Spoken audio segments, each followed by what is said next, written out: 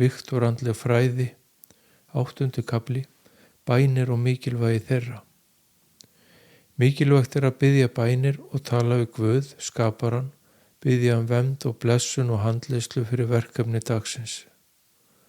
Einnig mikilvægt að þakka fyrir það sem hver og einn hefur og fær.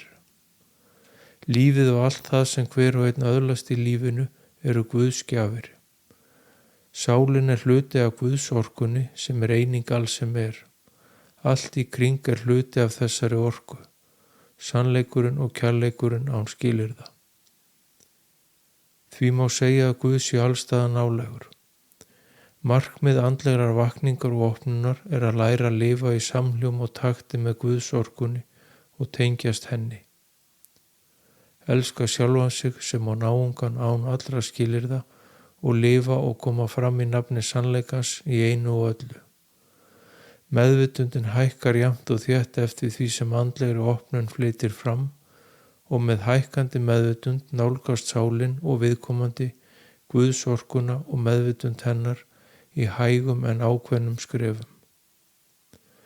Megin tilgangur jarðnesk lífs að öðlast andlegan þroska og hækkandi meðvitund og nálgast þannig Guðs orkuna og meðvitund hennar frá lífi til lífs.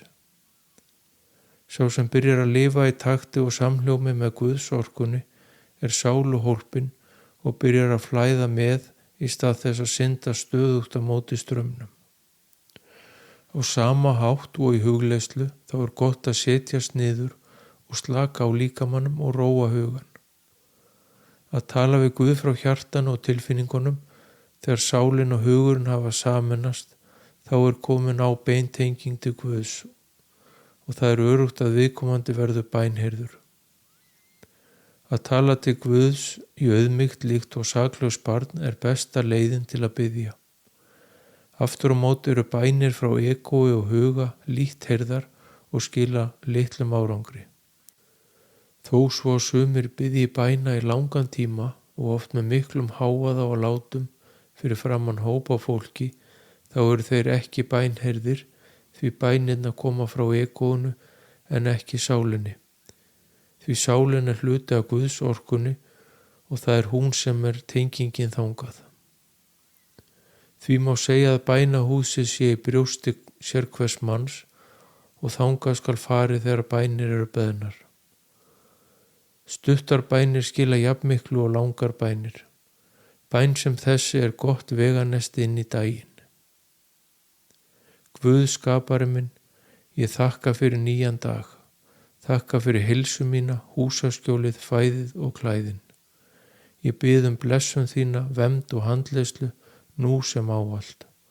Leiddu mig réttan veg í lífi mínu og störfum. Hver og einn hefur frjálsan vilja sem enginn grípur inn í og fram í.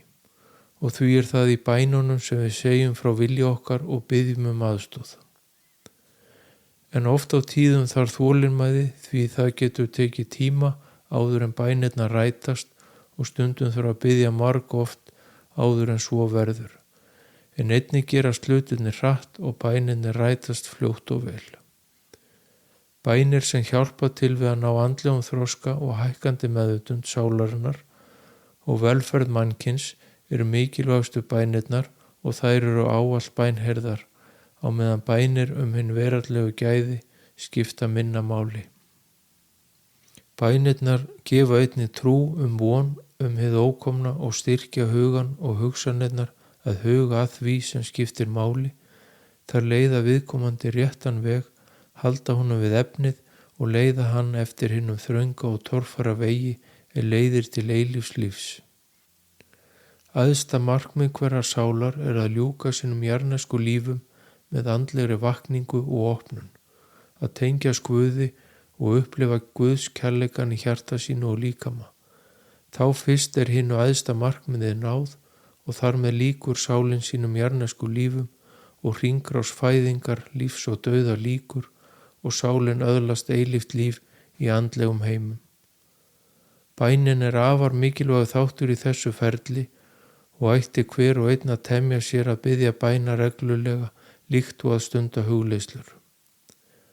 Bænir má biðja upphátt og eða í hljóði eftir því sem hentar hverjum á einum. Guð heyrir allar þínar hugsanir og heyrir einnig öll þín orð. Því mikilvægt að vera meðvitaður hugsanir sínar sem og orðin og forða skal neikvæðni og illsku í einu og öllu. Ef Guð veit hvað það sem þér fyrir bestu hverju sinni, til hvers þá að vera að biðja? Hver og einn hefur frjálsan vilja og ekkert gerist nema viðkomandi sé til þess tilbúin. Guð grípur aldrei fram í fyrir hendurnar á því sem hver og einn óskar sér. Allir þurfa að finna það með sjálfum sér hvað það sem viðkomandi óskar sér hverju sinni og biðja það frá hjarta sínu og þá mun Guð og Guðsorkan bregðast við og viðkomandi verður bænheyrður. Hvað það sem hver og einn vill hverju sinni ræðst af andlegum þroska og meðvitundastigi sálarinnar og eftir því sem sálin eldist, þeim betri og sterkari tengingu hefur viðkomandi við Guðsorkuna. Fyrir yngri sálir þetta hulið þar sem hið veraldlega skiptir mestu máli. Allt þetta eðlilegt og eftir því sem lagt var upp með í upphafi þess langa ferðalags sem sálin fer í hér á jörðinni. Barnasálir biðja bæna af skyldurækni fremur en skilningi og ná því oft minni tengingu við Guð en þær eldri, þar sem þær yngri biðja meira frá höfðinu en hjartanu og tilfinningunum sínum. En þegar sálin verður gömul og hennar jarðnesku lífum fer fækkandi, þá kemur sterkari löngun til að finna leiðina heim og fara að ljúka þessum jarðnesku lífum. Því hefst leitin að hinum sanna tilgangi lífsins og andleg vakning hefst og þar með opnunin til Guðsorkunar. Allt gerist þetta af sjálfum sér á náttúrulegan og eðlilegan hátt á nokkura þvingana af neinu tagi. Það einnig mikilvægt að hinn vaknaði þvingi ekkert fram í sinni andlegu opnun, heldur leyfi hlutunum að þróast og gerast í jafnvægi fyrir líkama og sál. Bænin mikilvægur þáttur í andlegri opnun því hún gefur von og trú og drifkraftur í opnuninni. Bænirnar munu breytast eftir því sem líður á opnunina og verða einfaldari og styttri eftir því sem á líður. Blessaðu mig Guð skapari minn.